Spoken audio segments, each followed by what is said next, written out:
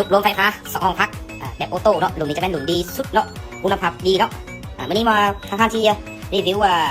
วิธีใช้เนาะแล้วก็วิธีประกอบเป็นลูกค้าเด้อเนาะเครื่องประกอบจะมีซ้ำนี้เนาะมอเตอร์ดูดน้ำเนาะอันนี้ไม่ซุกซ้อมแป้งอันนี้เราต้องประกอบลูกค้าเด้อไม่ได้เพื่อไปซื้อเนาะ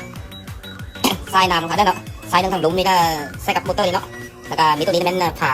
กันน้ำมันออกลูกค้าเด้อเนาะแกะเลยออกเนาะแล้วเอาตัวนี้ใส่นะเสียบสายไฟบอลนี้ลูกค้าเด้อเนาะแล้วก็เอาสายไฟนี้สายไฟของตัวนี้เนาะตัวนี้จะเป็นดำน้ำเราต้องใส่บอลนี้ลูกค้าเด้อใส่บอล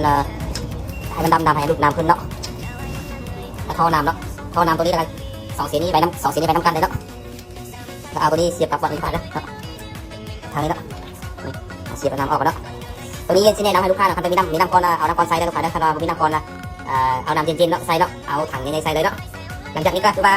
เอาตัวทรายลงนี่เนาะเสียบกับทางดำน้ำทางนี้ของลูกค้าทำการซุปเนาะนี่นะต่อไปเขาจะปรับเนาะซุป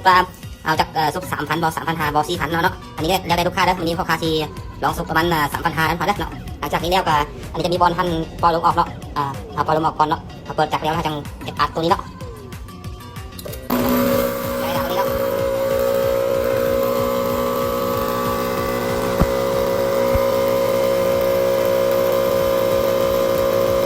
จะเป็นแบบโฟโต้ลูกค้าเนาะหลังจากที่มันซุปเต็มแล้วเนาะเครื่องที่รับเองลูกค้าเด้อ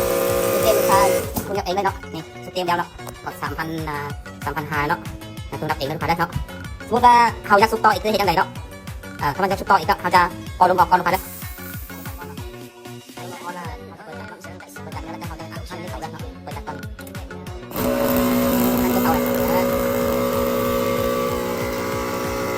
นี่เอาปลาใบได้เนาะจะคอยเครื่องมาเต็มเนาะสิตัดเองลูกค้าเด้อเอาต้องบึ้งต้องสูดต้องเอาตัดเองมาเม็ดเด้อหาแบบนึงลงเต็มมาตัดเองเลยเนาะจะมีแบบตู้ลูกค้าเด้อแบบดีสุดๆเนาะในเต็มแล้วเนาะซุปเอาโคตรไปเลยลูกค้าเด้อเนาะเต็มแล้วก็ตัดเองเลยเนาะ